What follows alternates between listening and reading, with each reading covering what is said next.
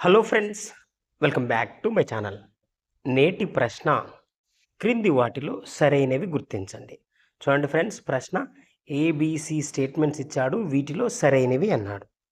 Statements: భారత ప్రామాణిక రేఖాంశం పాండిచ్చేరి కేంద్రపాలిత ప్రాంతంలోని యానం గుండా వెళ్తుంది. భారతదేశం సుమారు 15,200 కిలోమీటర్ల భూ సరిహద్దు కలిగి ఉంది. భారతదేశం 8 దేశాలతో ఉమ్మడి భూ సరిహద్దు కలిగి ఉంది అన్నాడు. వీటిలో ఏవి సరైనవి అన్నాడు. ఆన్సర్ తెలిస్తే కామెంట్ రూపంలో తెలియచేయండి. ఇక్కడ చూద్దాం, చూడండి. భారత ప్రామాణిక రేఖాంశం పాండిచ్చేరి కేంద్రపాలిత ప్రాంతంలోని యానం గుండా వెళ్తుంది. భారతదేశ తూర్పు రేఖాంశం 82.5 డిగ్రీల తూర్పు రేఖాంశం కేంద్రపాలిత ప్రాంతంలోని యానం గుండా వెళ్తుంది. ఇది సరైందే.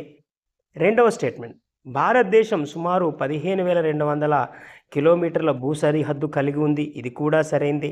ఇక భారతదేశం 8 దేశాలతో ఉమ్మడి భూ సరిహద్దు కలిగి ఉంది అన్నాడు. ఇది తప్పుగా ఇవ్వబడింది.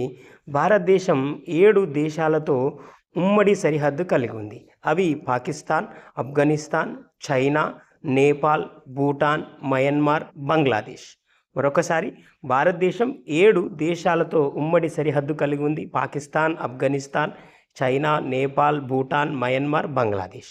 అలాగే శ్రీలంక మరియు మాల్దీవులతో సముద్ర సరిహద్దు కలిగి ఉంది. శ్రీలంక మరియు మాల్దీవులతో సముద్ర సరిహద్దు కలిగి ఉంది.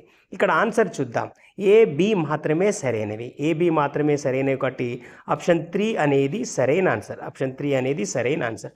Please like, share and subscribe.